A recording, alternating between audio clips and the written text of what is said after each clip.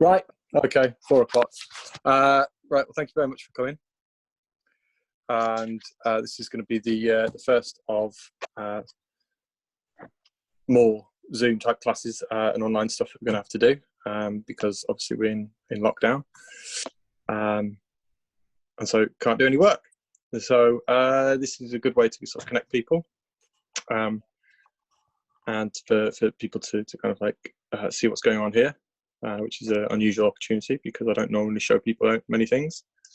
But I thought, given the extraordinary circumstances, that'd be a good idea. If you can't hear me, or if there are any issues with the video and stuff like that, then please do say in the chat. We will try and work it out for more things that go in the future. Obviously, it's been very difficult to get any kind of microphones, lighting, backdrops, and stuff like that. It's all just been done very much on the hoof. So just have to bear with all the technical difficulties that we have. On a Wi-Fi extender right here, so it might drop out. If it does, then we'll figure it out as we go along. Right, so what we're going to do is there's a chat feature, and so if you type in any questions that you may have there, everyone's on mute, because if everyone turns on the microphones, then we hear all the nonsense and it's just rubbish. And so hello from the UK, and it's yeah, so if you've got any questions, put it in the chat. I can it'll either pop up on the phone or come up on the laptop that I've got here, and we'll do our best to answer them. So yes, it's Lockdown Tuesday, and we're going to look at some of the recent creations that we've made, and just kind of like go through why I did it, how I did it, and if you've got any questions about it, then please ask. Right, so the first one we've got is really the sort of the beginning of all this nonsense that's been going on recently. So let's just try and get the right angles and stuff. So this is a tried-and-make-on rock that I created last year, right about this sort of time, and this is where it all kind of like really began, with kind of putting things on this rock. So the rock itself is from Sicily, from Italy. It's volcanic rock. It's really quite light and quite easy to work with. It's got a lot of kind of like character and texture to it. These big pieces that are standing up have actually been made by kind of like joining various different pieces together, and it's quite easy to do that because the rock is so porous. Just try and find an area that's where it's been kind of like joined together. So here you can see these were two pieces that I've sort of put together. There's a join here and a join there, and did that using some epoxy putty. It's 2-part epoxy putty. You kind of like mix it up and sort of put it on the two sort of it's like a putty, it's like cut paste, and then just sort of put it on the two pieces and just sort of clamp them together, put them under pressure for an hour or so.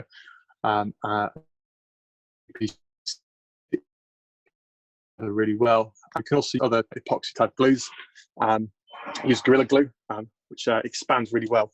And there's one of the ones I made has we use that because it kind of expands and actually gets absorbed up into the rock. So I got these rocks from a gentleman from Sicily. The first one I got was in October last year at Saruyama, where he had a stand, and so I picked up one. I'll just find the pictures. It's all on mute, sweetheart. I'll put them up. Where are they?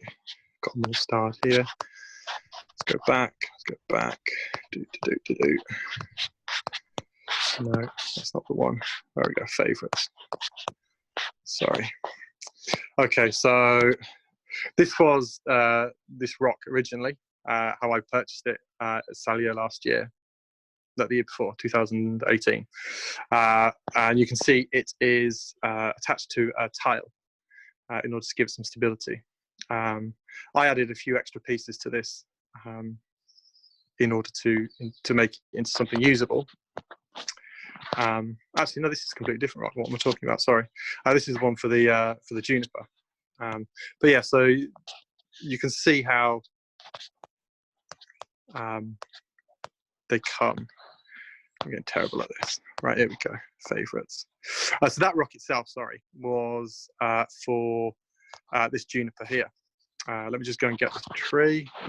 So that's the juniper that I also picked up at the same time. And I put it onto the rock. Same thing last year in the spring.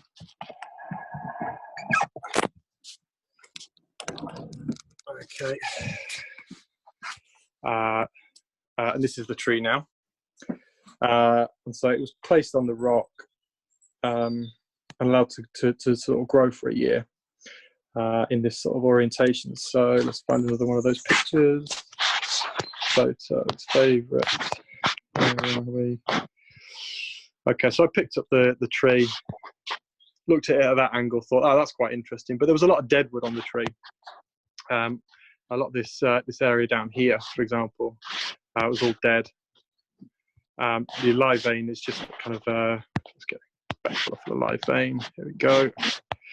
The live vein sort of just came up and over the top, like that. Okay, and so trying to make a legitimate kind of normal sort of show-hin-sized tree out of that would have been quite difficult, but it sort of seemed ideally suited for this kind of sort of semi-cascade slanting style. The tree had lots and lots of wire on it, and it was looking a little bit unhealthy in some places, so I just needed to kind of like grow out a little bit. And so I played around with the rock and the tree a little bit. Favourites, I keep going into the wrong one. Trying different sort of orientations.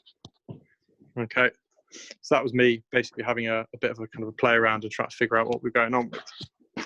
So trying to get it somewhere there. Okay. When it actually came time to do it, I actually planted it a lot higher up. So it actually came on somewhere about here. Okay, rather than in that orientation, but that was one of the first ones that we did. Okay, and I just reworked this one recently, just to have a look and see how it was going on. Where are the pictures of that? Okay, and so this is a picture, a close-up of the roots that are on there. So this was basically just planted in full keto. So the keto was just added to put onto the rock, and the tree was literally just squished into it, and just tied on really, really tightly. So the roots were kind of like laid onto the keto, with keto sort of added onto it. And there were a few quite long roots that didn't go down all the way to the sort of the bottom of the rock quite yet. But the plan was to sort of train those down through the keto. So the keto was placed all down the rock to train those down, so it would eventually reach the soil and then start growing into the soil. And as you can see, a couple of roots did that, and this big thick root that we have here, this you can follow.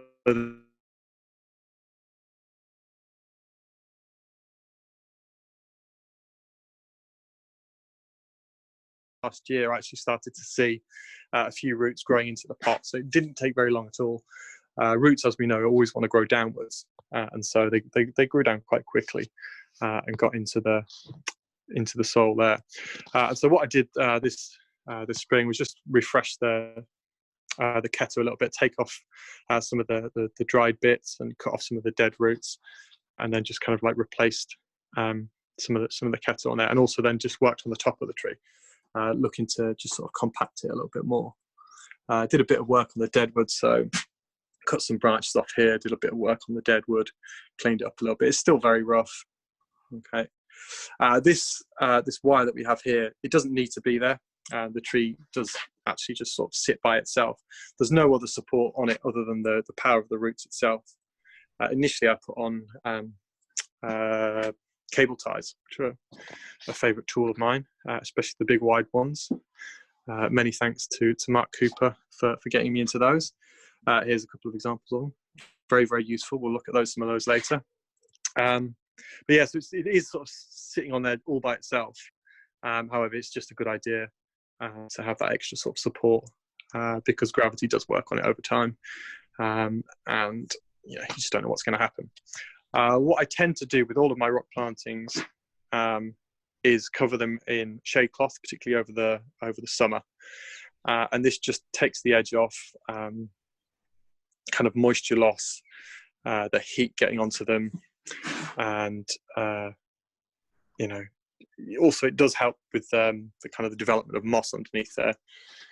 Moss is quite difficult for me to grow here for some reason, not quite figured out why, but anything that's under the shade cloth does tend to grow in there, and so that's what basically happens with a lot of the rock plantings.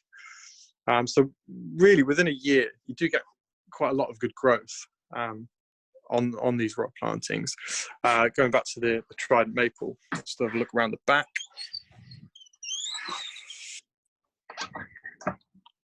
Okay. Does anybody ask me any questions? No? Okay, good. Right, so this one was made slightly different because there wasn't enough kind of like rock to sit the entire tree on. What I did was made a kind of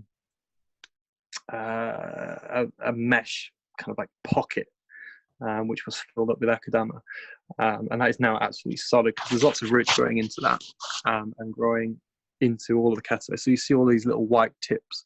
These are all roots that have died off. Okay, so the tree's roots have gotten into and out of the keto and died off, and they're all in here.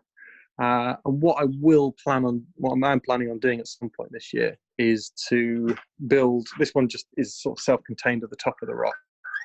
But at some point, what I will do is look at perhaps adding a keto path all the way down somewhere like this to eventually get into the soil. That was the original plan, but I just wanted to see how the tree kind of like grew, just as a self-contained sort of entity on the rock. This is one of the ways in order to get water into a lot of these sort of contraptions. It's very difficult to water trees when you're traveling around a lot, and so I do have to rely on a few people. A neighbour, my wonderful wife, Jose, as well, comes around and various different people will water the trees as I'm away, and so it can be difficult to kind of explain the intricacies of all the different trees, and so using funnels and things like that is a very visual way of kind of reminding you to water it a little bit more heavily, and it's also a good way of kind of getting a lot of water, sort of sitting there, and it just kind of like trickles down. Do you know of any alternatives to keto that are easy to get? Huh?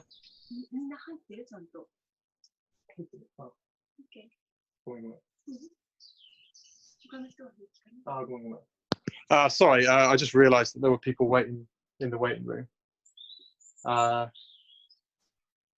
Yeah, sorry about that. Oh dear. Thank you very much. Yeah, how can we just have this so it admits all? Okay, just 1 second. I'll just have to keep checking every now and again. Right, sorry about that. Yeah, the alternatives to keto, not really that work in the same way as keto. The variety that I use, just 1 second, I'll grab it.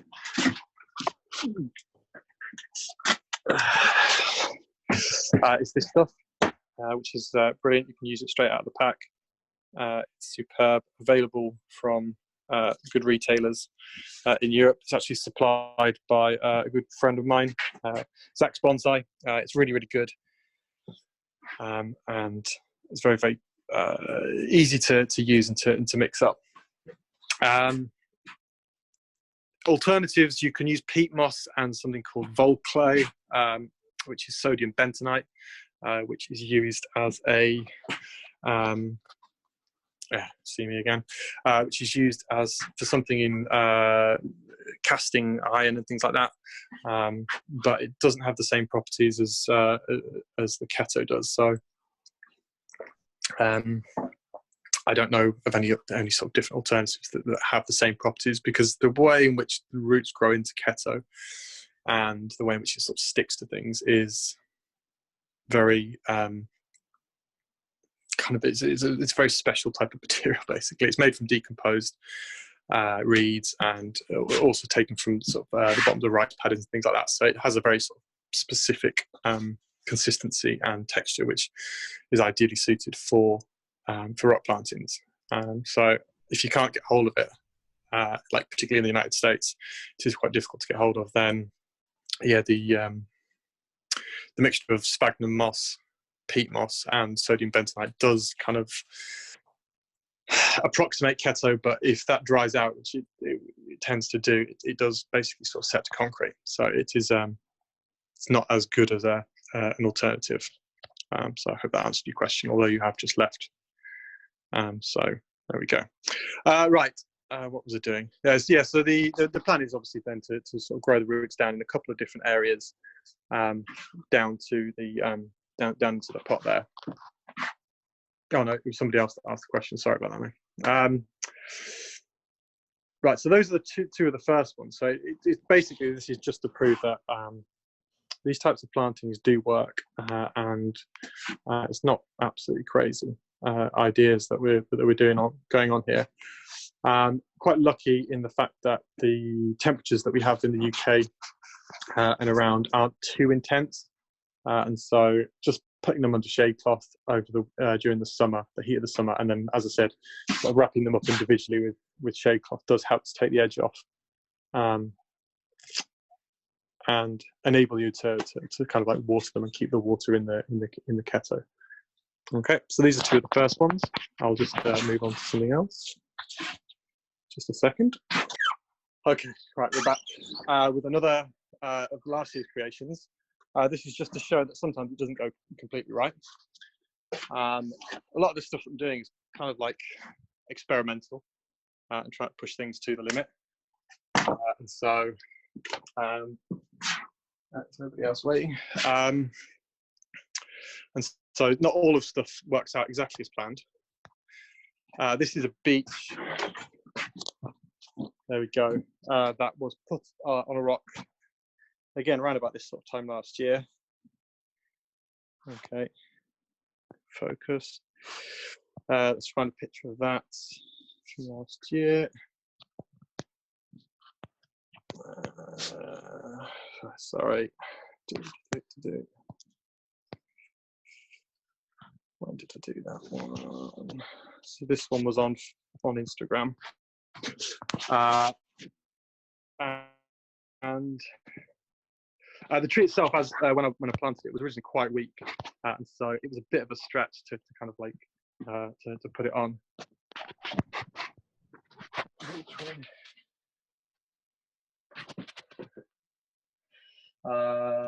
Okay, I'll answer some of those questions later. Sorry, not everything's coming through. So yeah, it was a bit of a stretch to put it on the rock initially. There were a lot of weak areas, particularly around here. There we go, pen. You know, particularly around these areas here. And as you can see now, you know, some of those branches there have died originally, and it did sort of struggle when I first put it on there, and to sort of first started growing. And so I put it into a deeper pot, surrounded it with pumice, and it grew a lot of roots down off the side of the rock planting. You can see those rocks here. So the rock originally kind of like ended here, and it was planted into a pot to about there, and the roots started growing down into this big sort of pot of pumice that I was using as a kind of like a heat and water sink to help the tree kind of get through that initial kind of stage of development. And so once it started growing those roots down, the tree started to improve its health. And so it was a bit too much of a stretch. It was quite a small pocket of keto and soil to sort of plant the tree. And so I did actually kind of go a little bit too far with that one. The tree started to kind of like show it as a result, but obviously giving it that kind of extra space for it to grow into and grow into that extra pot helped it through, and it started to grow very, very well. The tree now is like very, very healthy, and so we can see a lot of evidence of this and a lot of back budding coming through. Okay, and so decided to sort of plant it up into something a little bit nicer, into this pot here, which is a very kind of unusual curved pot by John Pitt. This is something that he made back in 2013 for the Natural Flux exhibition that I did back then, and so I used it for that. It actually had a beech in then, and then obviously sort of came to use. I was looking for a pot for this one, and what I was looking for was something quite shallow, but something that would actually give me that extra kind of height and a bit of sort of space in between, and to kind of accentuate the sort of the semi-cascade movement of the tree. So some of the plantings I have been a little bit too kind of like eager on, and had to kind of compensate through like over the sort of the time, the development of the trees. But this is all part of the bonsai game, and so I'm not trying to kind of like push the trees too hard, but we are trying to look to kind of explore the limits of what is possible with rock plantings and other kind of like alternative planting. Somebody waiting. There we go. We have to figure out how to admit everybody, really, aren't we? So yes, that was one of the sort of semi-failures. This wasn't repotted at all this time. It was just kind of sorry, that was a little bit close. It was just kind of like dropped into that pot, and the soil just kind of put over there. So that wasn't too much of hard work. And once it starts to grow, I'll go in and do a bit of pruning on this, because it's been left just kind of like to its own devices for a year in order to build up some strength. So I'm gonna have some work to do with some of this dead wood and try and then look at the tree, the design of the tree. One of the issues, however, with putting it into a pot like this is that it does define the front of the tree, and so for sort of like conventional display methods, or for people's kind of conventional ideas about how to display trees, then kind of like we all look at the front of the pot as being sort of square onto the viewer. Whereas one of the ideas that I do like about rock plantings is that you can kind of manipulate the angles and have them planting, sort of pointing off in direction. So once you do get it into a pot, it does kind of like define exactly how you need to sort of look at it. Because I think people would be a little bit upset if we kind of had trees on tables where the pots were angled. I've lost audio, sorry. Yeah. When did I lose audio?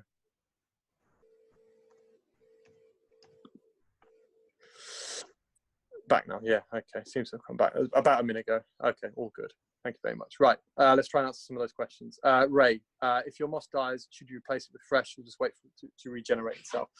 Moss is a very difficult thing to kind of to force and to grow, because it's very specific and it wants to grow in it grows in very specific environments, and things like the pH of the medium that it's in, the amount of humidity, the amount of sunlight, Jesus, that light above my head is like a halo, isn't it? Not better. There we go. It can be quite difficult for it to kind of grow. So if the pH of your water, for example, is off slightly, moss doesn't like it, it's not going to grow. And so if we just wait there a second, we'll go and have a look at one of the other ones. And this moss was put on just about a week ago, whenever it was that I made it. And it's all been watered the same. And you can see some of the moss here just is really, really doing badly. Okay. But some of it is really, really enjoying it and enjoying the new environment. And so it's very difficult to force moss to grow where it doesn't want to.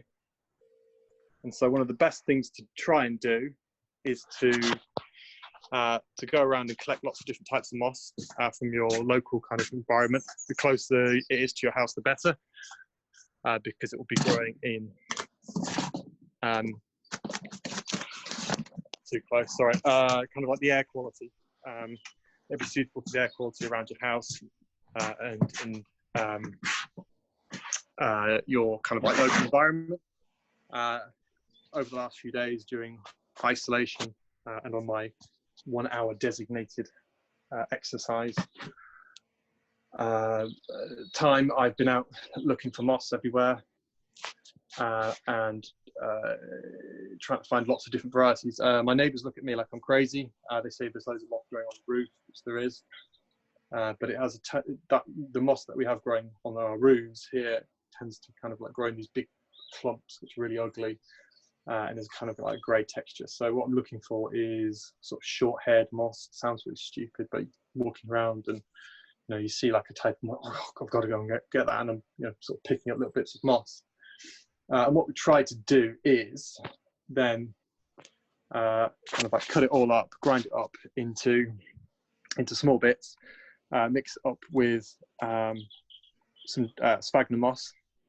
Okay, so this is a mixture of, you can see the green bits there, which are the moss, and then the other bits, which is sort of sphagnum moss. So the sphagnum moss kind of acts as the base for the green moss to kind of grow in there. And there'll be about 5, 6, 7 different varieties of moss in there, and just have to see which one likes growing on which tree and in which environment. So a lot of the aces in my garden will grow moss very readily. The azaleas a lot of the I try and do those. Moss just doesn't seem to want to grow, so it can be a bit of a pain. You can use rice water as something to help with growing moss. So if you're kind of like boiling up a lot of rice, the water that gets left over, there's a protein, just starch in there, which is very, very good for growing moss. So that's kind of about the limit of what you can really do with moss. Okay, that's all about. There we go. Do you ever inoculate your soil pots with lichen? No. Lichen will only grow again where it wants to, and lichen is very much kind of dependent on air quality. And so, if any of you have ever been sort of lucky enough to go up to Saruyama Bonsai, Northumberland, the trees there have copious amounts of lichen on them. So much so that it actually kind of like can begin to grow over and damage the buds, get into areas that, sorry, somebody else waiting to get in, grow over the tops of buds, trying to grow and cause damage. But any tree that I buy from there, or I get from there and bring it down here, it takes about 2 years, and then a lot of the lichen just dies off naturally, because the airflow through my garden, the air quality down on the outskirts of London and the airflow up there, it's very, very different. So lichen is not something I would ever try and inoculate my trees with. With the moss, as I said, that's what we've been trying to do. Okay, does that answer all the questions kind of about moss? Right, so let's go to some of the more recent creations. I'll just go back the first one in. Right, so this is where it all kind of started. Went all a bit crazy. This is the first one we made in isolation this time. Now this tree was one that I managed to pick up in November in Japan when we went on a buying trip. So we tend to I'll have a finished one there. Sorry, just so the camera's not wobbling around. So we tend to go out and buy trees in Japan sort of anytime sort of from September through till November, early December, because they need to be put into containers and then shipped over to Europe to arrive before now, basically. Right. And there we go. I've lost the chat again. There we go. And so I found this one tree where, just a minute, managing participants. Okay. Sorry, I was just doing some admin there. Yeah, and I found this one in a garden in Nagoya, and everyone was just like, "You're an idiot for buying that." But I found it very kind of like interesting. It is a Shishi gashira, but the one thing about it is, if you notice here, it's basically been like a top grafted Shishi gashira. So it's only Shishi gashira from here upwards. The rest of it is all just kind of like standard Japanese maple. So most Shishi gashira sort of shohin trees are all kind of like air layers for grafted trees where they've been root grafted. So the graft was done at a very, very early age, sort of close down to the base. But this was one that was done up at the top. So it was a weird looking tree. Everyone was kind of like laughing at me for buying it, but I just thought we could have some fun with this because bonsai is supposed to be a bit fun as well as much as anything. So I got it back and I put up on Instagram about all the different sort of possible combinations. It was interesting to see that a lot of people, like all the different opinions and everything. And I didn't actually have this in mind when I first started. I was just kind of like playing around, looking at all the different options, and for some reason I just sort of all the different orientations of the rock that I could possibly do. I just sort of stood it up and thought, well, how could we get the tree to grow off the side of this rock? How could we possibly get that to work? How could possibly get it to sort of balance very well? Because it looked really nice coming off the side of the rock, growing upwards in that kind of like literati style, from both this orientation and also from the other side as well. Careful. Kind of like from that kind of orientation. It looked kind of interesting growing off of the side of the rock, that rock face, sort of cliffside edge. It was like, but how can we get that to sort of actually sort of stand up? And so played around with how to, like the balance, the sort of how we could possibly get it to balance. I ended up having to cut off a little bit of the rock at the base. It technically isn't a rock. It's one of these kind of like fake rock that are made out of concrete sort of type affairs, but yeah, just sort of cut off a bit of the base, and so it went. There we go. It kind of went a little bit more like that. So cut off a little bit more, just sort of make it sit flat in the pot. Looks like a bit like a cocktail, doesn't it? And then looked at how we could get it to sort of sit in the pot without moving. And so looked initially at just sort of tying it down using a cable tie, and sort of saw how much how unbalanced that became. And so just with a cable tie and something behind it, so I put like a small rock in there to try and balance it up. It just didn't. It kept moving, and so I forgot to share that picture. Sorry. Yeah, so just with the cable tie in there, and then there was a rock sort of sitting in behind to sort of stop it from moving. But it just kept wobbling from side to side, and so we then went to stop share content, photos, favorites. God, this is such a pain, isn't it? There must be an easier way of doing this. Went to, here we go. This is the epoxy putty that I use.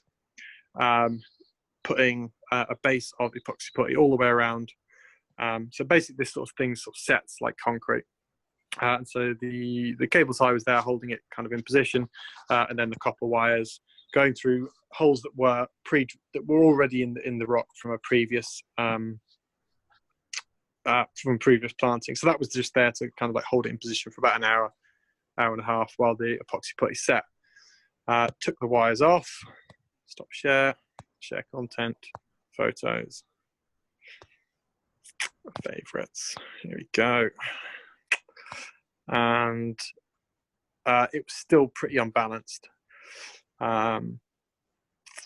But it was close to being there. But I realised that there was once we put the tree on top of it, it was going to be a little bit too much, and so ended up having to put a couple of bits of rebar. There it is, in the bottom of the pot on the opposite edge.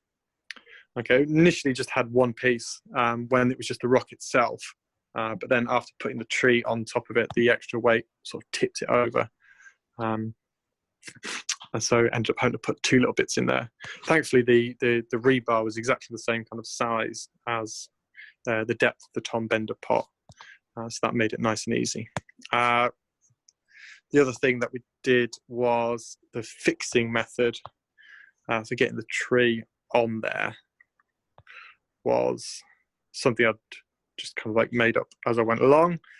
Here it is, and so you can see here this kind of like little metal, I don't know how to describe that, nest, hook. Mm-hmm. And so the tree sort of sat in that. The hole that I was drilling there didn't go the whole way through the rock. It was just kind of like halfway through, and enabled me to put some wire in there and fix the wire with some concrete and super glue, which would then wrapped around.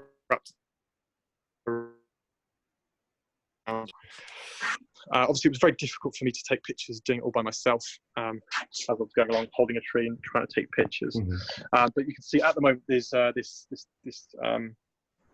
cable tie going around, and that's still holding the tree in place. It doesn't need to be there technically, but that was a very useful way of keeping it in position as I was planting it up.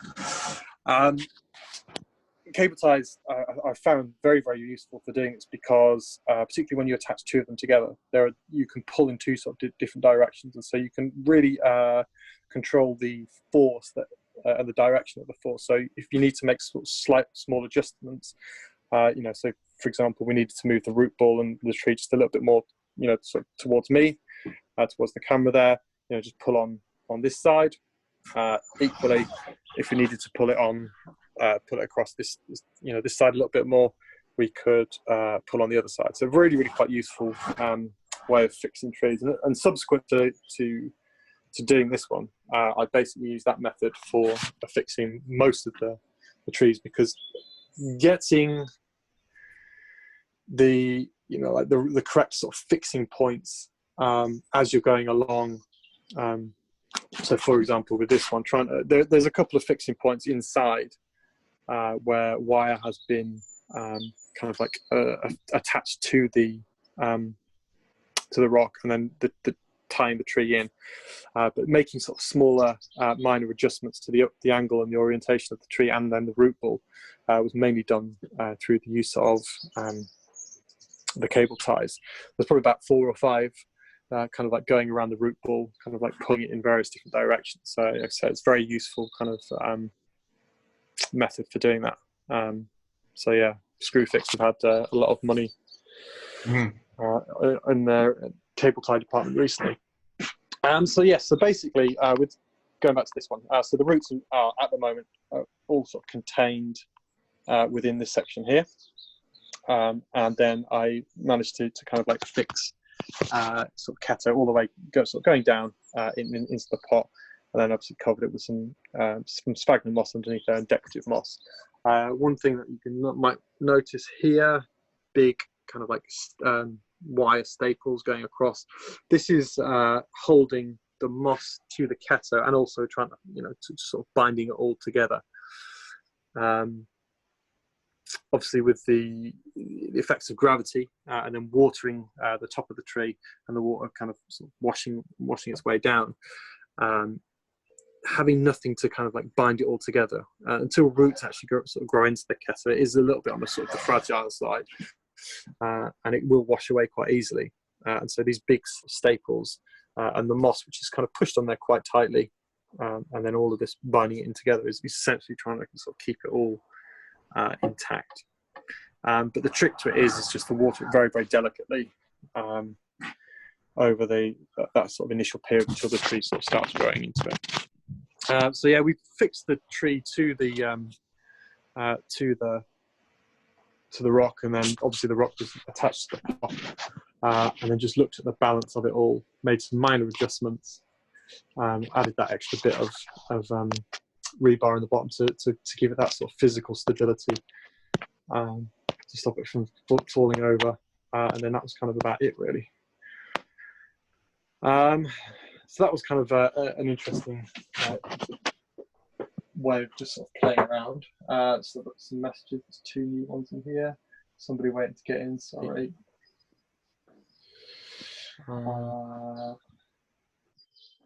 How long do you expect all the support structures to stay on that composition? So the support structure is basically there. The only thing that's really sort of a worry is kind of like it blowing over in the wind. I was very sort of happy with how secure and stable it all was. The tree is really bound tightly to that rock. The rock is really bound tightly to the pot itself, and so that I have no kind of worries or concerns about the rock kind of like falling off of the pot, or the tree falling off of the rock, or anything like that. But once the top of the tree has some leaves on it and it's out in the garden, then it's going to be blowing around in the wind like crazy. And so when that kind of extra fall applied to it, and so until the tree really kind of grows down, sort of grows into the pot, and it's going to be necessary to, or even just the whole time, basically, it's going to be necessary to keep those structures on there whilst it's outside. But a lot of the things that we're doing, so you know, the other compositions that we've done, they're all on these kind of like support structures initially, because one of the things that I've been looking to do, so I'll just change over the different tree. So one of the things that I've actually been sort of like exploring and looking at doing, this is, let's just get a photograph of this because it's a lot easier than looking at this crappy, the light in here is all terrible. Favorites, where is it? In order, there we go. So this tree, so everything that I've been sort of doing recently has been like looking at how far can we push it in terms of imbalance, and finding that kind of like that point where things just start to tip over, and it starts to become, I don't want to say dangerous, but it's literally just right on the edge, and just seeing how far we can go, both in terms of kind of like visual weight and actual kind of the physical kind of stability of these things. And a lot of them will need that extra support because they're so close to the edge. This one does sit very naturally on just 2 small sections of rock. So let's go back to the camera. So if you get in there, you can see it's literally, there's just a tiny little bit of the tree of the rock is actually in contact. All of this is not in contact. Sorry, can't see my hand. Nothing's there. It's just this tiny little section here, and then a couple of tiny little bits around here, and that's it. And so this incredible mass of rock is just literally sitting on a couple of pinpoints, and sort of just orientating the rock and getting them to sort of sit like that was a really interesting challenge, and I really kind of hope that can find an interesting way of sort of displaying that, because when you have images that are getting close to kind of like falling over or that imbalance, it really evokes quite a strong response in the viewer. Some of the ones, and that's basically what I've been trying to do, is just to evoke a strong response in the viewers and people who are going to be looking at the trees. And so pushing things to the limit is kind of like how you can look at doing that. So as a result, then they do need to be kind of like sat on support structures whilst being carried around, particularly at the stage like now when they've just been made. And also, you know, the things being blown around in the wind, etc., is also a big worry. I mean, this one is a little bit wobbly. It does sit back. That was a bit dangerous, but if somebody walked along and just knocked over, just knocked it, the whole thing would go tippling over. Screen orientation has slipped. Sorry. There we go. Thank you very much. Yeah, I was doing it there. So yeah, it is a bit on the wobbly side, and so those support structures are very, very necessary. So yes, this tree, this was an interesting one, mainly because of these again, these very interesting holes. So I found this on the same buying trip. All of these trees actually came from the same guy. So there's another one of them. This guy had just lots and lots of trees, kind of like a bit of a broker. And there's actually another one around there and inside there, which you can't really sort of see, but there we go. There's a hole in there, believe me.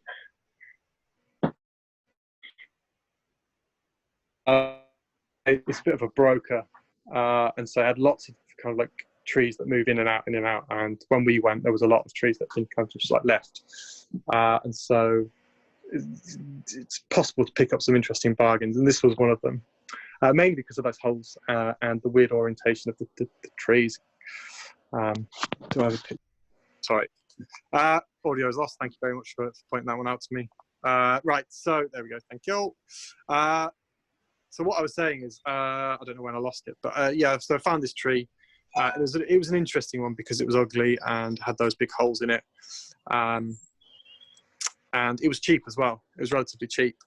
And most of the trees that I buy just because they're interesting, because I think they might be able to make something out of them. Kind of crazy things like this. I just have a little bit of fun with them, because the bonsai business in Europe is very difficult in the sense that, as a lot of people do, sort of selling trees as a kind of like semi-professionally. They don't need to make a lot of profit out of it, and so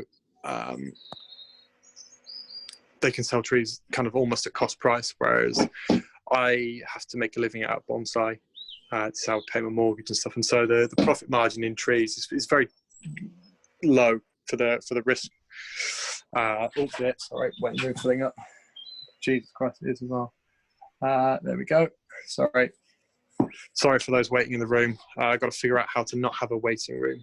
So what I was saying, yeah, so the when I buy trees, it's basically to try and find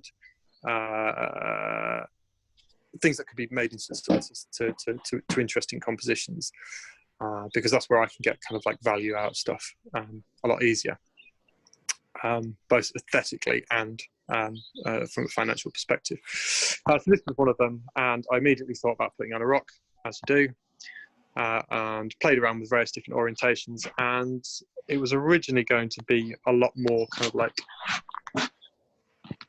this. No, that's not right, is it? It wasn't going to be quite so elevated.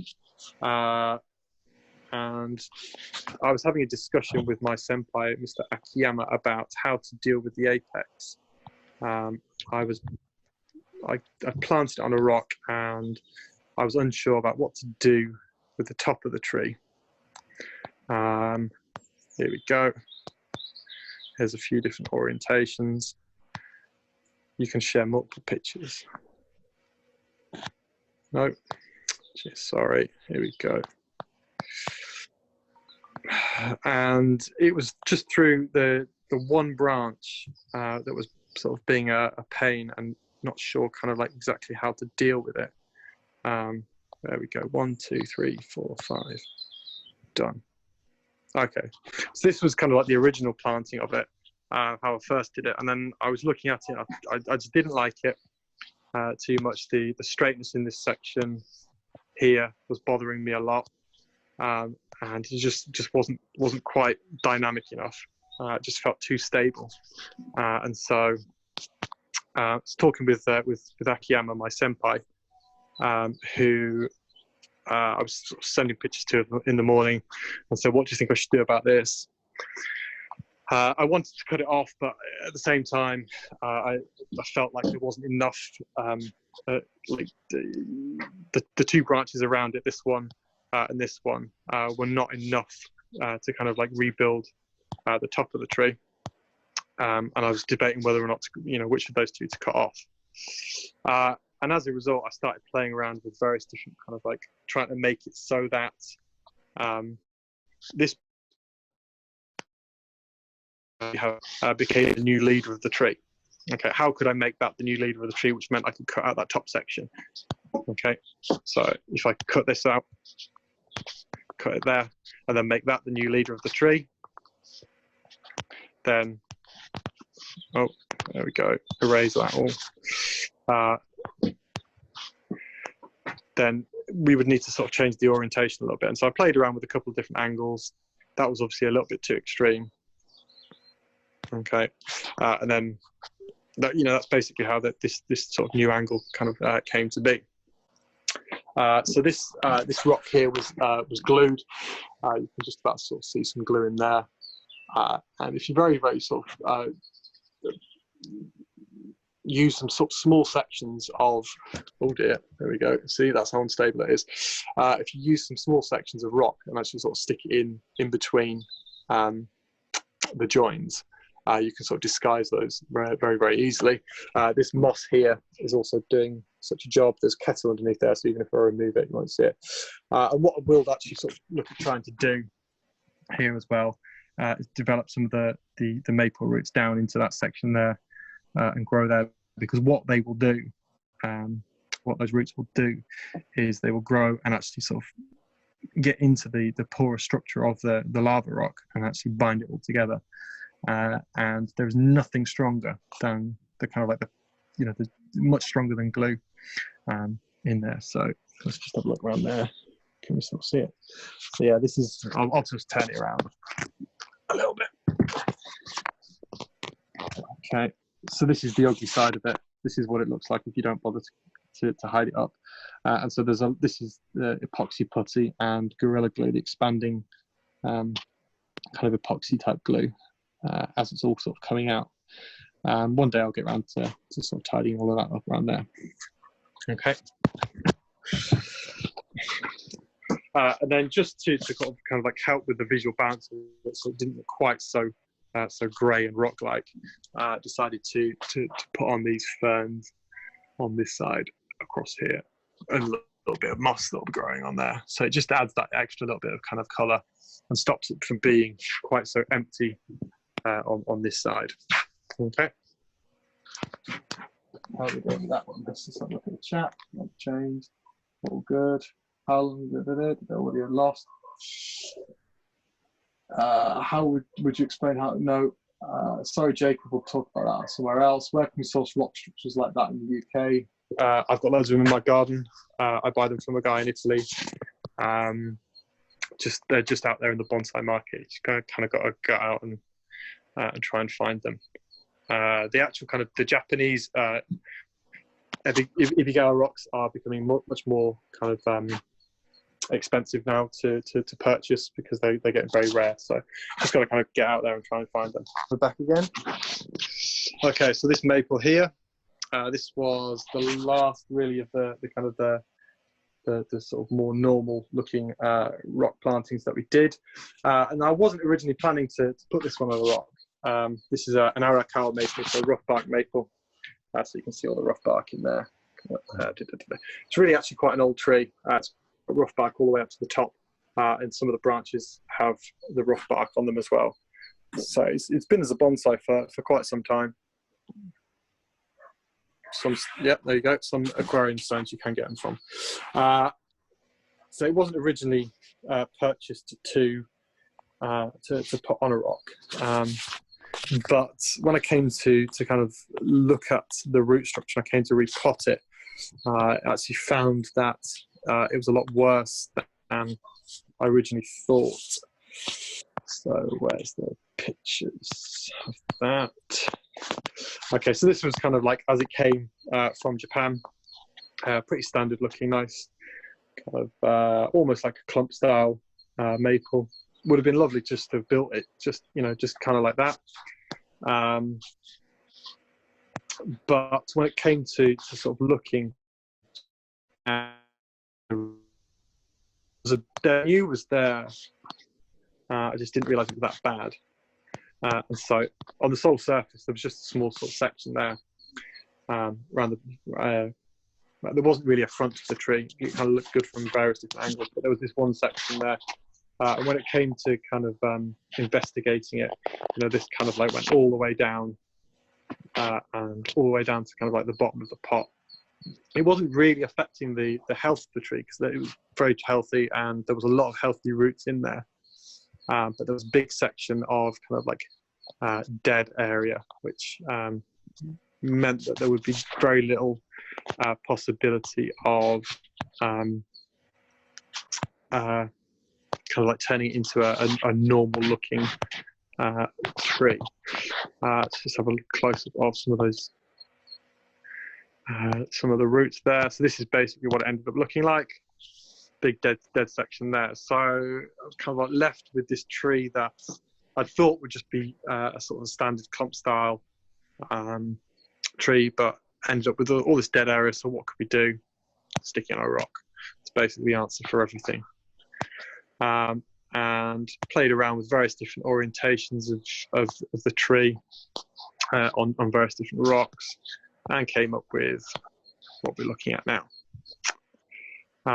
So here's a few pictures of it. So this was kind of like me sort of trying it on various different areas, looking at how the root ball kind of like sat. And so it's when the tree's kind of like bare rooted like that, you've got an opportunity to sort of try all these different orientations. Had to carve away some of the rock, and so this section here, I had to cut that off in order to sort of slip the tree into the crevice that kind of like looks like that. And I could add another circle there, but I won't. And so you kind of have this opportunity with when it's sort of bare rooted to sort of play around, and as long as you keep the roots moist and out of direct sort of sunlight and out of the wind. I kept a bucket of water, kept sort of putting every time the roots started to look as though they were getting a little bit dry, just kind of like pop it in the water and to keep them nice and moist. You've got opportunities to kind of like play around with all the different kind of like orientations. So you can see there's no keto yet to be placed on the rock. Oh dear. But there's a cable tie there which is holding it in position. So just a kind of a temporary waiting room. Thank you very much. Manage participants. Admit. Sorry, Chris. So it's just a sort of a temporary. Is somebody else drawing on that, or is that me?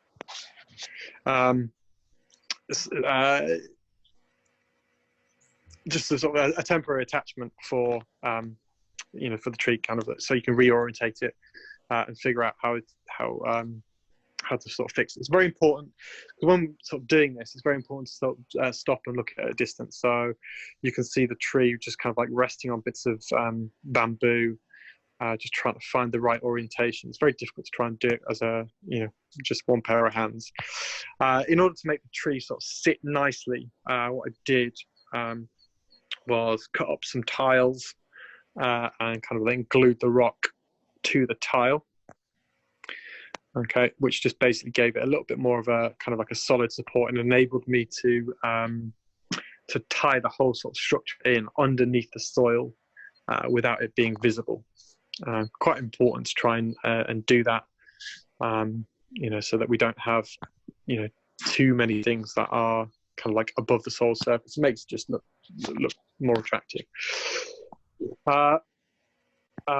So it's just kind of like skipping ahead a little bit, but that was the picture of it sort of finished. So the the pot that it went into is this lovely John Pitt pot that I picked up just recently, actually.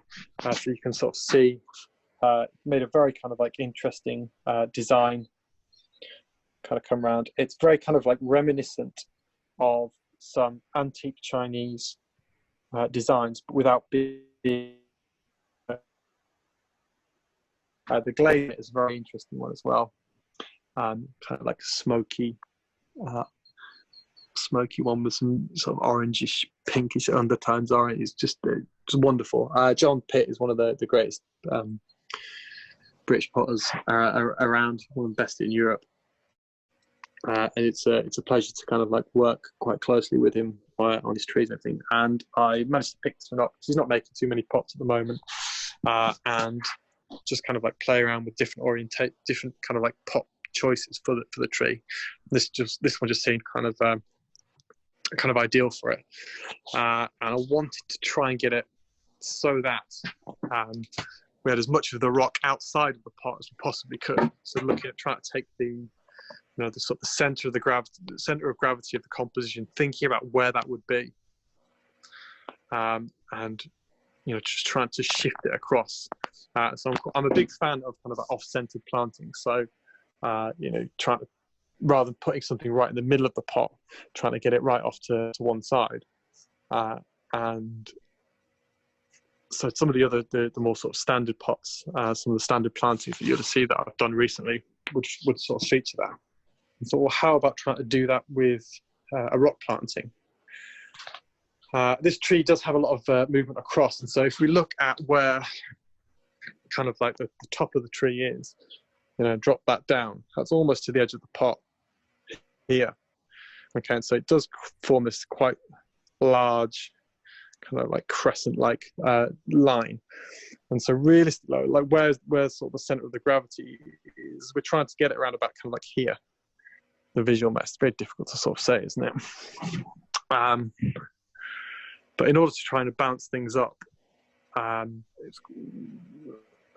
I had it just in the pot by itself, it looked very, very kind of like unbalanced. I kept kind of like shifting it more towards the center of the pot, but didn't like it because it then added more stability to the composition. It just felt like I was taking this sort of safer option, and so thinking about how to bounce things up, if you imagine it being a sort of set of scales, with the sort of the center line down the middle. Sorry, just checking. There's nobody waiting. We needed something on the left hand side, and so as a result, we just kind of put this rock in there, almost to kind of like simulate as though it's all sort of same part, all sort of connected underneath there somehow. It's all part of the same kind of like mountain sort of structure. Okay, and then there's just a little bit of fern on there to grow, to add a little bit more interest, a little bit more visual weight across there. This tree will change, the whole sort of composition, the feel of it will change once the leaves come out. And so there may be some sort of shifting of things in the future. Shortening of branches, particularly on this side. The way in which this branch grows here is not particularly attractive at the moment. I did do a little bit of wiring to break up some of the kind of the branching structure a little bit, and up in the top there. But I don't like to do too much work on a tree all at once, and so there's no way I was going to wire absolutely everything and do it all on the tree all at once. There was a question: how do you fertilize something like that? Liquid fertilizer. You can put solid fertilizer on top of there, but trees don't really need fertilizer. It'll grow perfectly happily in the keto. There's enough nutrients in the keto, the sphagnum moss, the akadama, and everything that's all contained within here. And eventually the roots will grow down. This one's the easiest one to sort of see that path all the way, sort of growing down there. See the moss isn't stuck on there. And the minute the roots kind of get into the soil down here, which should happen within this growing season easily, then you can just start fertilizing the pot as normal. There was a question there about, are you worried when the trees in full forest, the center of gravity will change? Yes, I am. And so it won't change massively, but there is definitely work to be done on the branches and the branch structure and how it all looks. So once it leaves out and once it grows. So this year, basically, in order to help with the roots to develop down into the pot, just going to let it grow. It's been cut back quite a bit. So a lot of development needs to happen in there. So basically just a year of free growth in order to build up some strength and some vigor in there. That'll help the root system. That'll help to develop a little bit of thickness up there. So that's what's going to happen there. And we will look at how it develops and how it changes over time. This area up here is something that is in desperate need of a little bit more redevelopment. So what we could look at doing is bringing the apex of the tree a little bit more up and towards the right-hand side. That will help to bring the sort of center of gravity slightly more across. One thing I did look at doing was kind of like coming in and cutting back all the way to here, and then working with these two branches. But this is a very, very weak branch. These buds just starting to open up now, and there's one here, but there's only 3 kind of like viable buds on there, and so that was a bit of a kind of a risk to come in and cut all the way back to there. But that's definitely something to look at, kind of like in the future as it develops. A lot of people think that rock plantings are set in stone, but they will change, it will evolve, and there is a possibility of changing the angles and orientations of things as it goes along. And I'm quite happy to kind of do that as it goes. Okay, so that's kind of it for the more kind of like sort of conventional ones. Let's have a look at some of the others.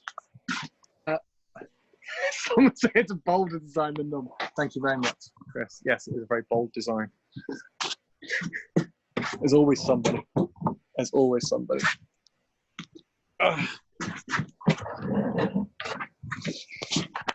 Okay, so after doing those, then kind of went into full kind of abstract, weird mode, and started thinking about kind of like, apologies for the poor background, kind of like mixed materials, and looking at how could incorporate sort of metal and alternative kind of like planting surfaces, and moving away from the idea of a pot and looking at different orientations. Sorry,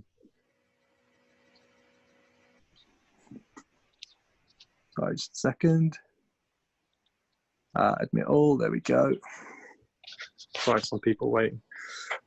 Looking at sort of all various different orientations, and this tree kind of presented a good opportunity. This is really just kind of like a practice tree. And oh, just a second, sorry. The reason why I kind of like did it with this tree was this was one that, again, it was a real bargain purchase, because it was very difficult to use, in the sense that the roots on them were very, very difficult to kind of manipulate. So here's as it was purchased,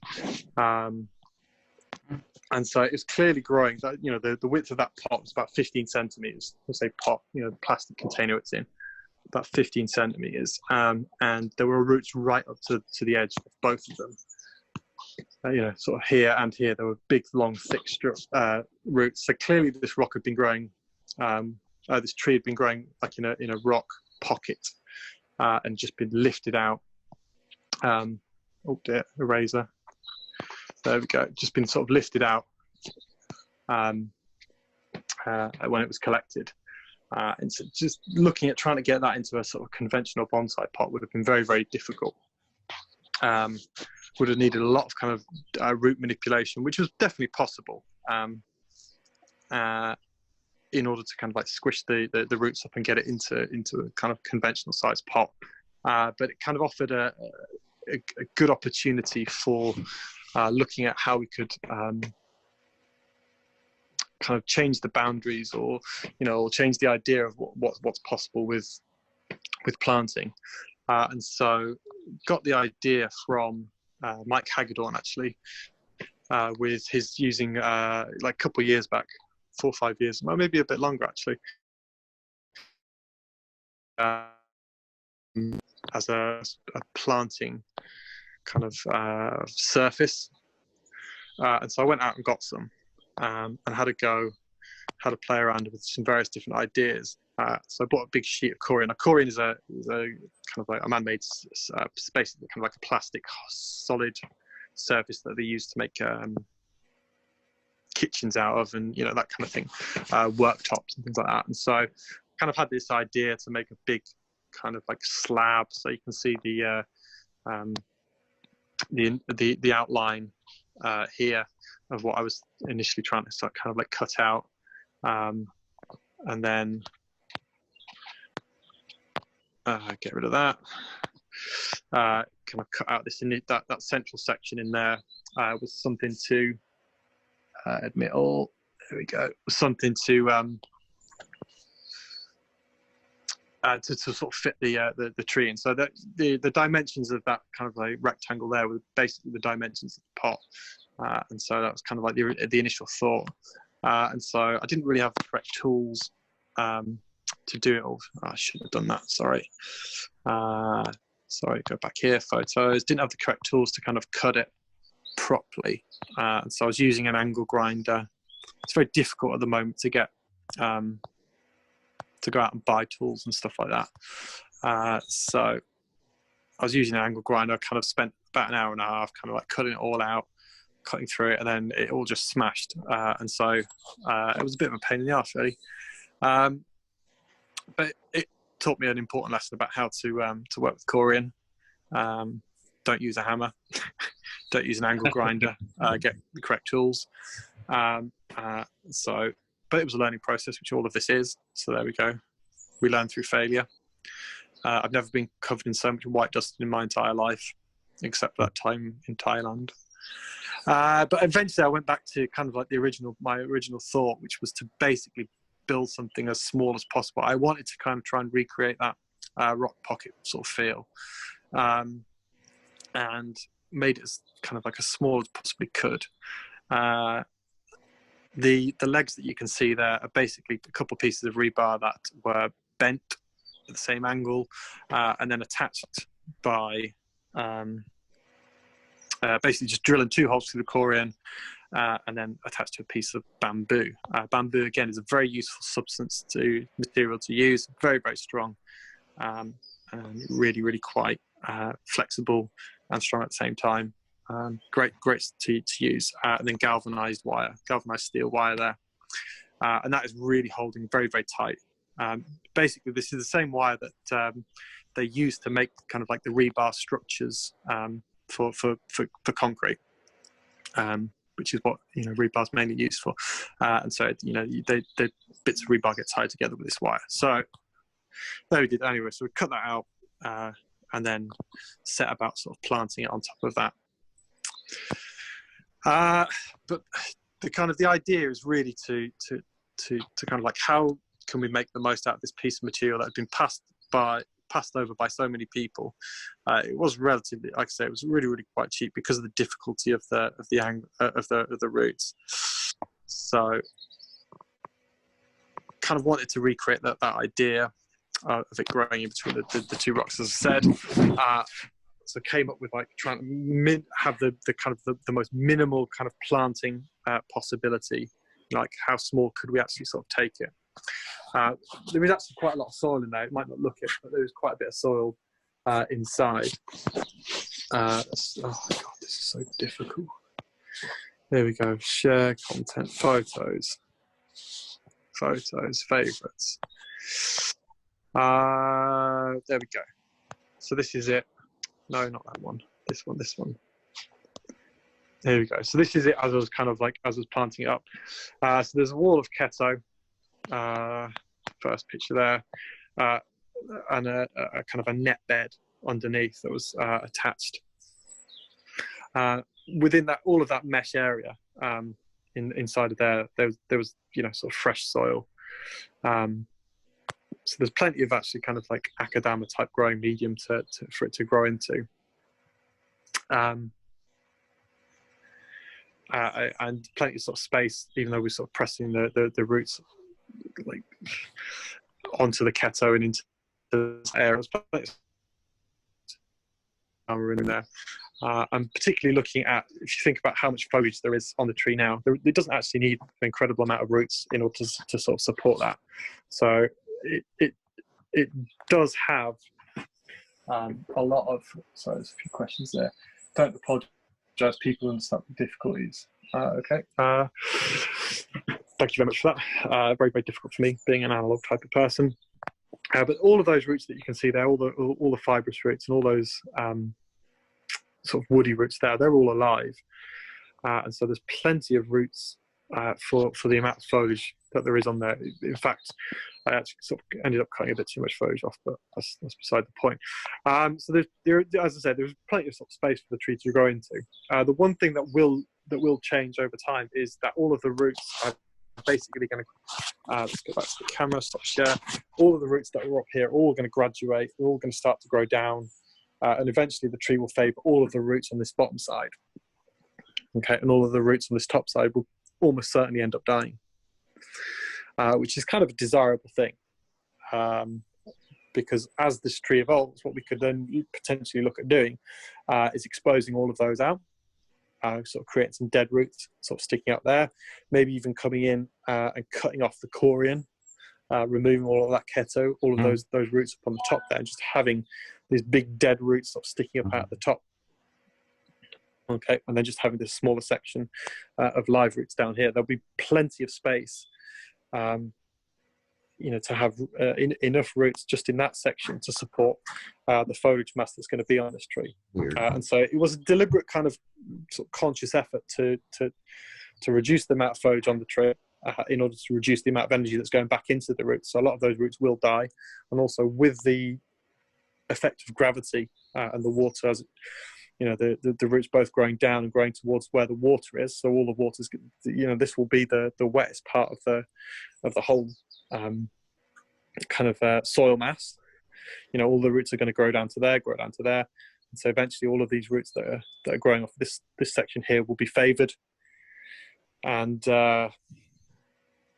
yeah, and then we could kind of like potentially lose or, you know, change that top section at the top there. So there's a few questions coming in there.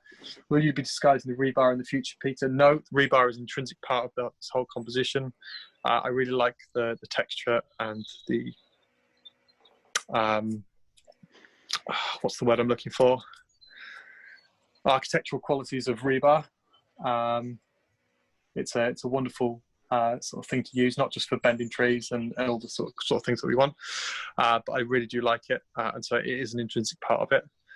You will not be able to see the section that I highlighted where it's actually attached to it. That's all completely covered in you know, in underneath here. So there's this keto sphagnum all the way around there. So once the roots grow into that, once the moss develops in this section, you won't be able to see any of it on either side. And if you do see it on the back side, we can just add a little bit of extra keto, or, you know, maybe have a few little accent plants kind of like growing out the back. And that's one thing, again, that would be interesting to look at doing over the future.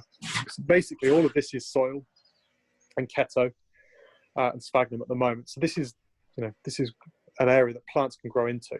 And so potentially having some ferns growing out the other side, or, you know, having some kind of like, you know, ground cover type plant growing on that side would be something very interesting to look at. A lot of people will be thinking, how do you water it?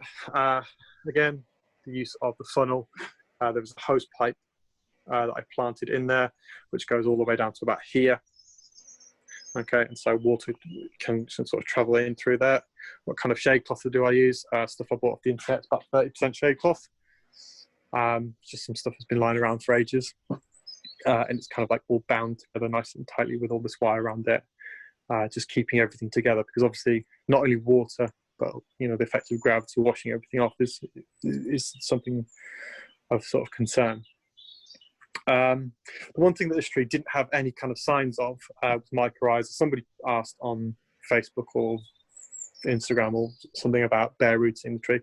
Essentially, as it came out of the soil, everything just kind of like dropped off. There wasn't any sort of sense of mycorrhiza in there, so it has been inoculated with some mycorrhiza from another tree, another Scots pine. Whether or not it's successful, I don't know.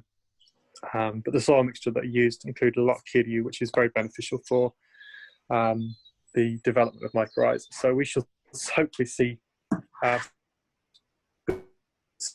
signs there. Over time, since it's been done, I've been looking at the buds on a daily basis, and they've been swelling up tremendously, which is what you would expect because there was a massive reduction in foliage.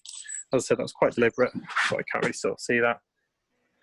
But some areas that I was kind of like cutting back to, that's terrible, isn't it, really? The bud sizes now really sort of begin to swell and push, so I'm quite...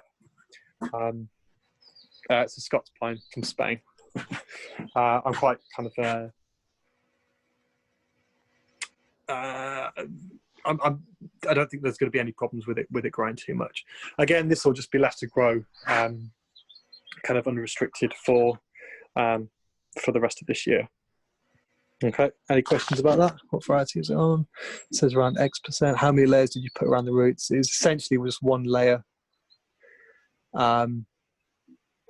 Just kind of all like wrapped around. I might need to add another layer in the summer, but I doubt it. You know, pines are pretty tough in that aspect. Okay, we're getting close to 5:30. I said I'm only going to go on until then, so we've got to go on to the last tree. Okay, so this is the last one, the crazy metal beech contraption. It's a bit difficult to see like this, so I'll put some pictures up instead. Here we go. And this was just something that I've been looking at doing for some time. Again, the idea of the kind of like the mixed... Oh Christ, I pressed the wrong button again, sorry. The mixed material type of composition, something that, you know, it makes it a little bit more interesting than just working with ceramic, rock and tree. Working with putting some metal into the composition just adds a little bit more of a kind of a, I don't say like a modern feel to it, but just something different. Trying to explore the possibilities and the boundaries that bonsai have. What sort of reactions do you anticipate from judges when you show this sort of thing? I don't know. Most people probably won't like it, but I don't do it for anybody else. I do it for myself. And I don't show trees at exhibitions of my own anyway. If I was going to have an exhibition, I would have a personal one, just a private exhibition in a art gallery or something like that. So yeah, I don't much care what other people think. It's nice when other people like it, but you know, we do these things for fun rather than for anything else. Nobody's going to buy it, for God's sake. But anyway, so yeah, it was basically, so with this tree, are you expecting the roots to be on the stilts? So yeah, we'll go through all of this. So it's a beech, Japanese beech that I managed to pick up from this, what's his name, old guy in Japan. His name was Yajima, actually. I spent ages trying to figure out what his name was. And it was originally kind of like an air laid beech. And for that reason, I was expecting it to be a little bit easier, because obviously when you air layer trees, you can end up with some big long roots. But it didn't have as many kind of like long roots as I was expecting. There were there are 2 root grafts on this tree that you can kind of like see here, and so they are still, the top sections are still part of the, you know, like the design of the tree at the moment. So these 2 here. So what I am going to have to look at is the leaf characteristics of those, both of those trees as they're coming out, to determine whether or not they are of the same kind of sort of genetic makeup as the rest of the tree. Because if they come out slightly differently, if they open earlier than the rest of the tree, or they are slightly bigger, or they turn a different color, then it might be that it's a good idea to cut the top of the tree off with a couple of once the roots have successfully grafted in there. This isn't something that I did. This was done on the tree when it was in Japan, when I bought it a couple of years ago. So that's one thing we're going to have to just to look at. but yeah, it was an interesting. Again, one of the reasons why I bought this tree was because it looks really, really good from various different angles, and it was also a really ugly thing when it was just in the pot by itself. So let's have a look at the picture of it in the pot, and it just felt like nobody wanted the tree. And I saw it, and the people I was with were basically kind of again laughing at me, saying, "What the hell do you think you're doing buying that? Here it is." That's a bit of a close-up of it. It just, like, at that orientation, at that angle, it just looks weird. It looks like a bit like an elephant. It's just a lump. It's just got these kind of like, are they trunks? Are they branches? What are they doing?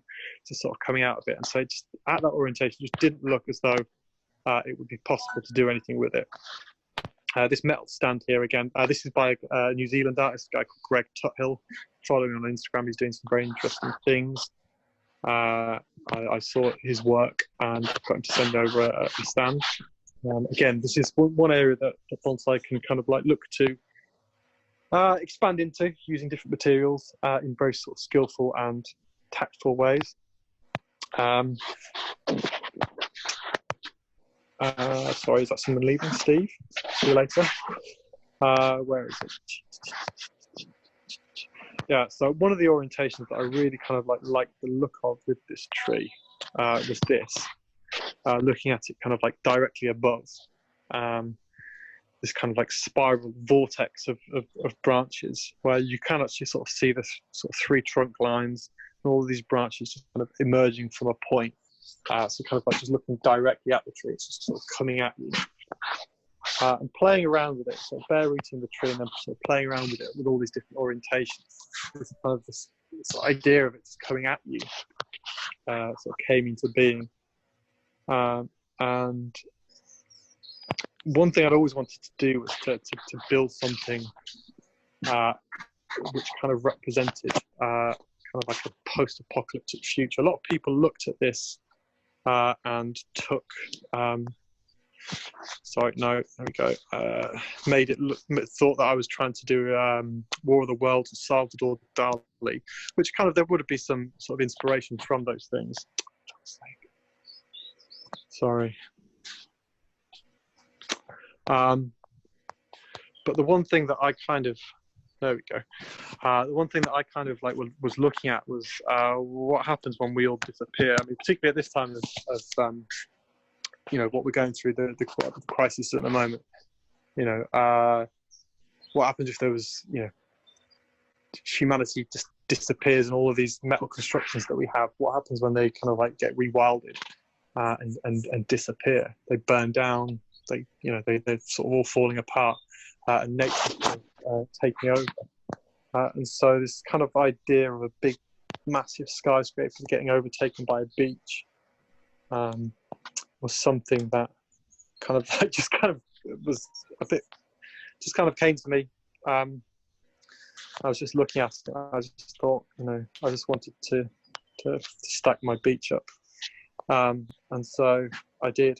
I just put it up on this platform of Corian and tried to figure out how best to kind of how we could create the kind of the structure of the building, as it were.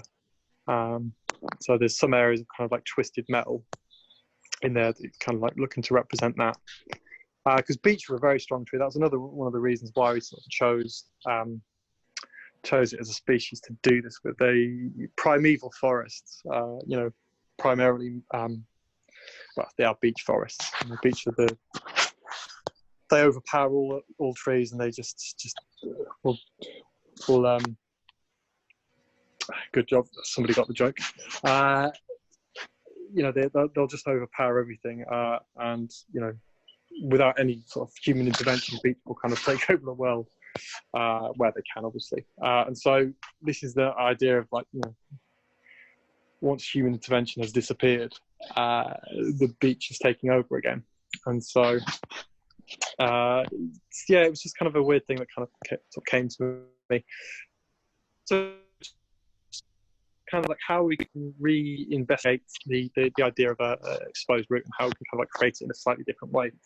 And so what I did was, there are probably, I don't know exactly how many legs there are in lost count. Let's just say there's like 8. There's only 8 or 9. There's only like 4 of them that have actually kind of like have these hose pipes which are filled with ketone sort of down to the bottom. I've actually got a little video. I'm going to share. Let's just stop that. Share content photos. I did as I was making it. Can you share a video? It doesn't appear to be coming up. No. Okay.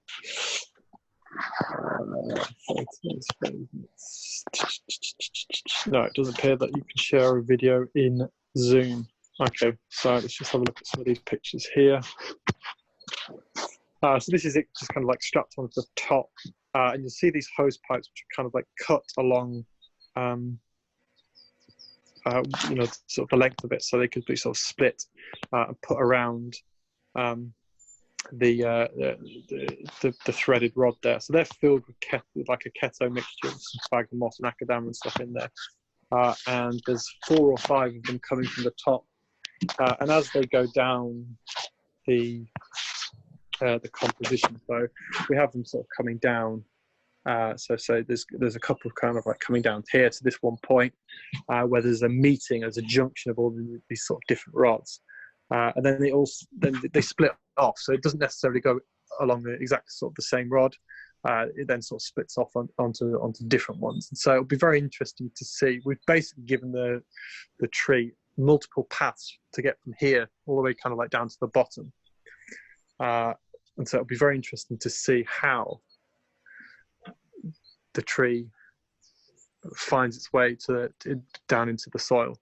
So like looking around here, you know, there's another junction here of there's 1, 2, comes to this junction and then it splits off, and so it'll be really kind of interesting to see how it works. So some of those the roots might not actually develop down into those hose, go through those hose pipes, or it may just end up sort of stopping here or something. I don't know. This is just something that we'll just have to kind of like wait along and see. What is the distance from tree to pot? The rods were about 1 meter long when I bought them. They were bent a little bit and cut a little bit, so it's close to 1 meter, basically. So yeah, I don't know really what else to say about that. Again, the same kind of watering mechanism in there. That hose pipe goes into the kind of the core of that section there. So the top of it was made. I keep pressing the wrong button. The top of it was kind of made from a Korean donut, basically. Kind of like this. Done. Okay, so that's what the top of the tree kind of like looks like. So that was a section kind of cut out of Korean. So that was it before the kettle was put on with some of the tubes.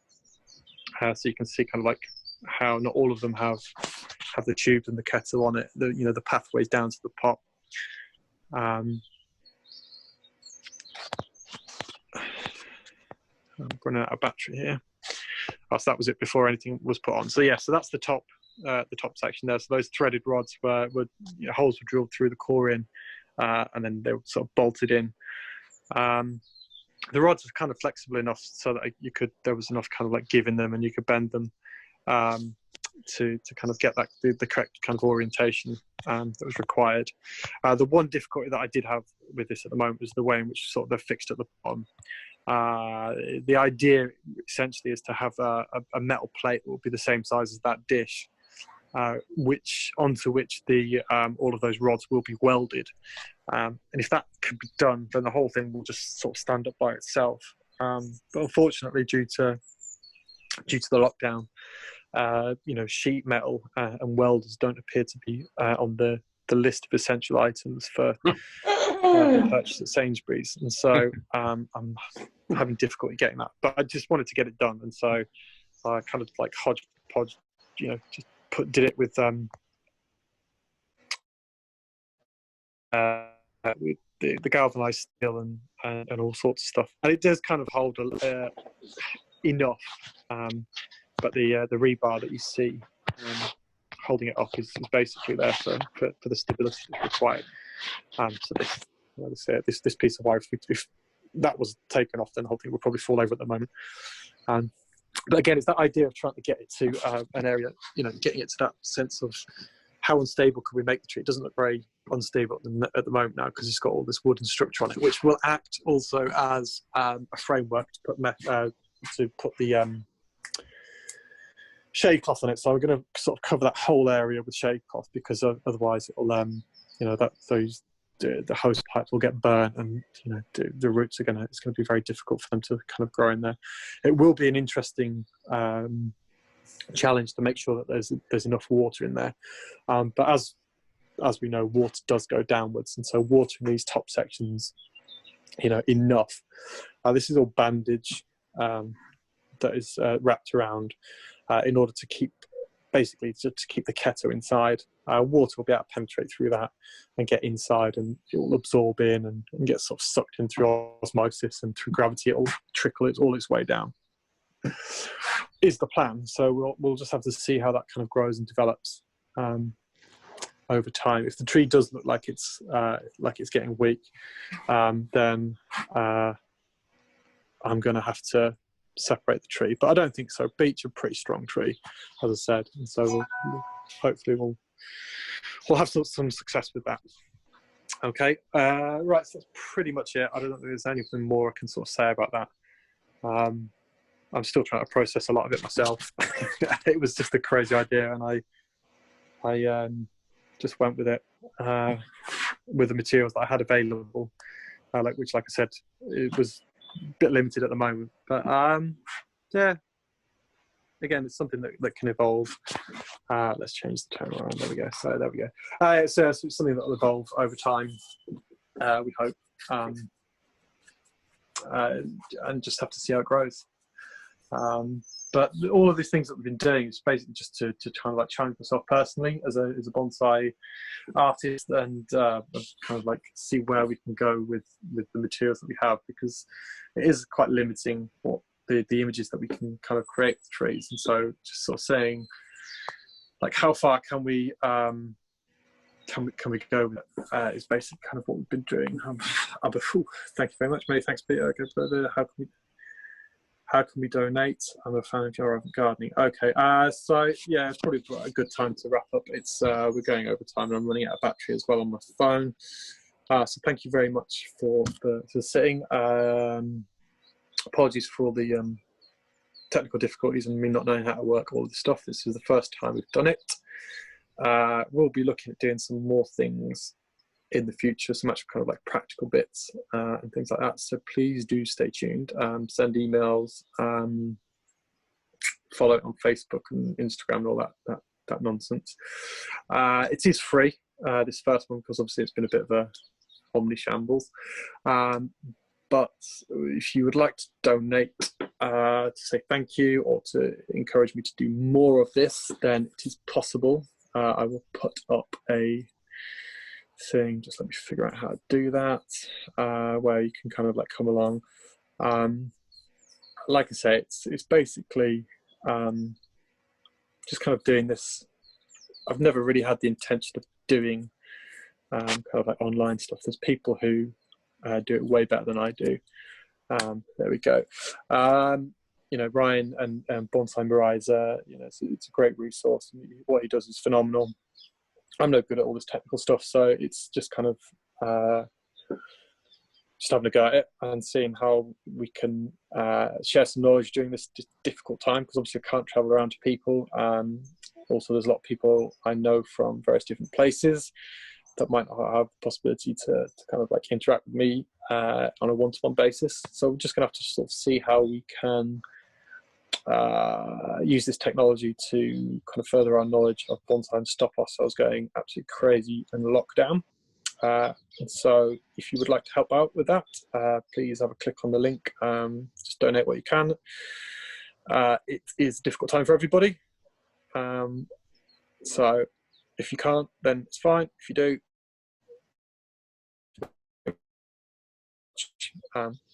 just to sort of see how things go. If anybody has any questions or comments, suggestions, etc., please do The link has been put up. You should have it in the chat, I think. I just put it up there. The donate button, no. It's not up yet, not here. Okay, I just sent it to James Crosby privately. Sorry. There we go. Meet everyone in meeting. There we go. No. There, it should be to everybody. Sorry, I just sent it to James Crosby. Sorry, James. It wasn't just hitting you up for cash. Has everyone got it now? Yeah. Fantastic. Okay. Well, like I say, anything is appreciated. I've spent crap loads of money on various different things. We are looking at how to get some fixed cameras, turn my my relatively expensive camera into like a fixed webcam. You'd be surprised, it's easier now to get toilet rolls than it is to get webcams, or any kind of like technology like that. Everyone is sold out everywhere. The only stuff you can get is like sketches looking stuff off eBay, which I'm not really looking forward to, which I don't really want to get. So local Argos has seen a lot of me buying various different tripods and things that I haven't even used this time. Can't connect the camera to the phone yet. Oh, thank you very much. Someone's donated. Appreciate it. So yeah, we'll have another go. So stay tuned. Any requests for stuff, please let us know. Oh yeah, thank you very much. Well, take away tonight, darling. Then yeah, please just send it in. We'll do some live streaming stuff of me actually working and just trying to figure out all the details and stuff like that. So this will go up online. I'll probably do a bit of editing, take all this nonsense out. But yeah, thanks a lot. Hope you enjoyed it. Hope it was of some use. Cheers. Thanks a lot. End meeting. How do we do that? Oh, yeah. There we go. Leave. See ya. Bye.